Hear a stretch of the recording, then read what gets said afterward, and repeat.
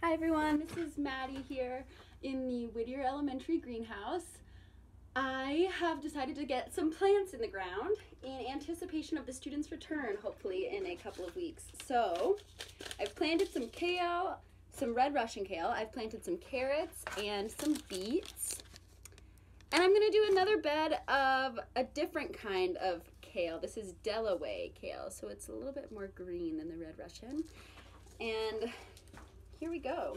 I've prepped the bed already, adding some compost, stirring that in, and then watering the bed to make sure it's nice and moist to receive these seeds. This says plant outdoors 24 inches apart. Well, we're kind of outdoors, so I'll listen to them. So it's really nice to have kale in the school gardens because, first of all, it's a crowd pleaser, let me tell you.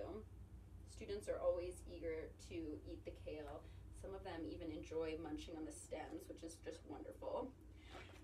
But it's also a really versatile vegetable. So we use our kale in our classroom lessons, especially during the Harvest of the Month lessons when it's Kale Month.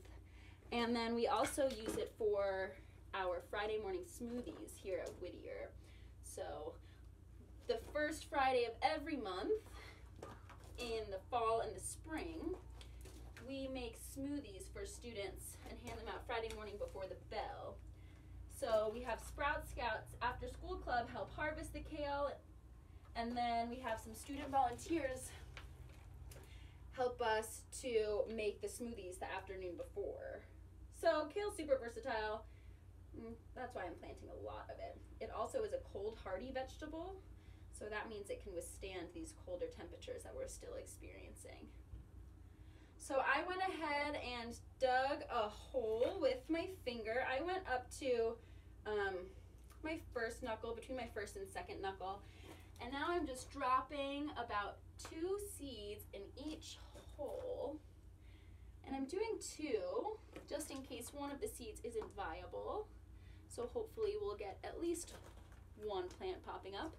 And if we have both plants pop up, then if I'm really gentle, I can transplant one of them into a different spot so that we don't lose that amazing kale plant.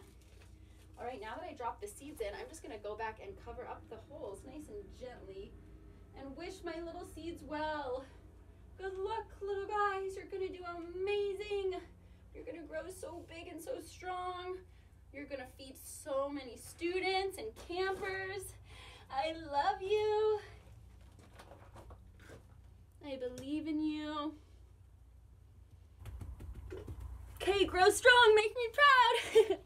And that's it. Thanks for watching. Hi everyone, I am back in the Whittier greenhouse, and today I'm going to be making a video on how to make biodegradable pots out of toilet paper rolls. So these are hopefully some things that you have lying around your house that you can follow along and make with me.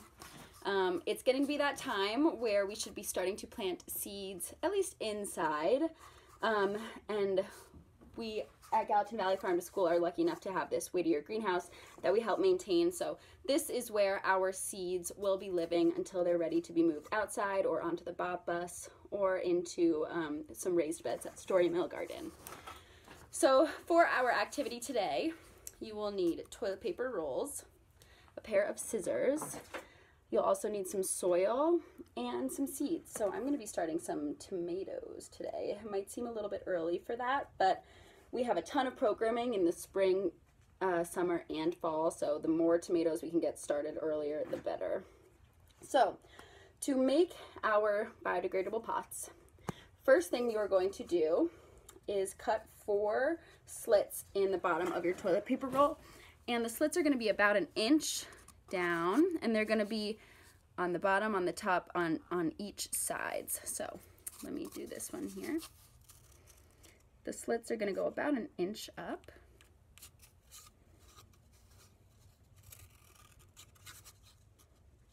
Trying to leave about the same amount of space in between each one.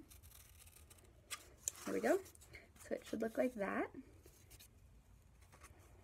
And then I have found that folding it down or outside first helps them become a little bit more flexible for when we fold them inside. So we'll fold them down first, and then we're going to fold them in. This part always is a little bit tricky for me, but it's kind of like you're folding a paper box, and you want to stagger them so that it stays closed. So it should be something like that.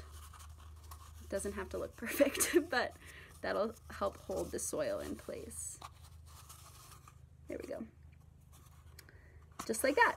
Then you are going to fill it with some damp soil. I like to say the soil should be about the consistency of brownie batter or cake batter. So it should be nice and moist. And then, there we go. Let's see, I'm gonna make another one here for you all. The cool thing about these is that once you're ready to move your plants outside, you can just drop these into the ground and they will biodegrade. However, sometimes the roots have a little bit of trouble getting through the cardboard that these are made out of, so it is also very simple when the time comes to just peel the sides down, take it out, take your soil out of the pot and just drop your soil into the ground. So here we've got another one going. Let's see if I can do this one a little bit better.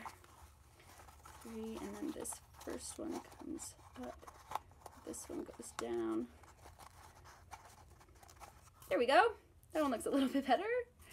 All right, we'll fill this one with soil too. Now the nice thing about starting our plants right now is that we know whenever the ground is thawed enough and when the snow and the hard frosts are completely gone, we'll have some plants to put outside. So I'm gonna do these tomato seeds, and the rule I like to follow is plant the seeds about double the height of one seed. So let me see if I can show you here. So these tomato seeds are tiny. I don't know if I'm gonna be able to show you this, but little tiny tomato seeds. So to know how deep we go, I just do about double that height of the tomato seed. That's about the depth of my nail, maybe.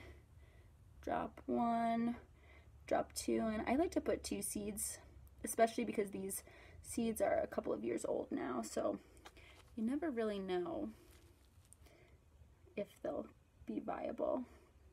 There we go. All right. We cover those up and hope for the best. And I have found that it's not the easiest to stand these up by themselves. That one is standing right now, but once it gets waterlogged, it probably will not stand as easily. So I have this big pot here that I'm just going to fill with these, and then they will help each other stand up, and it'll be easier for me when I water so they don't start to fall down. And once you've done this at your house, you can put these under a grow light if you have a grow light at your house, or even if you have a greenhouse, that's amazing. And then once they get big enough and we're past the frost date, they can be moved outside and planted right into the ground. Okay, so this is what my final toilet paper pots look like in their big pot. When I have more toilet paper rolls, hopefully in a few days here, I'll come back, fill the rest of this pot so that they all help each other stand up. And I wanted to add that if you don't have toilet paper rolls, you can also use egg cartons to do this. The paper egg cartons, not styrofoam. So egg cartons work just as well. They already basically are little pots for you, and you don't have to do anything but put soil in and put seeds in. So that's another great way to reuse some everyday products at your house that you might just be recycling or throwing away. So thank you for watching this video today, and keep checking back because Farm to School is hopefully going to be posting a video a week. That's our goal. And if you haven't already, check out our summer camp offerings, because we are doing 8 summer camps this summer, and we're going to be doing more planting activities like this. Additionally, we'll have a bunch of gardens that are bursting with life for harvesting and weeding and watering and making delicious snacks. So check out our summer camps and keep following along for our weekly videos. Okay, thanks.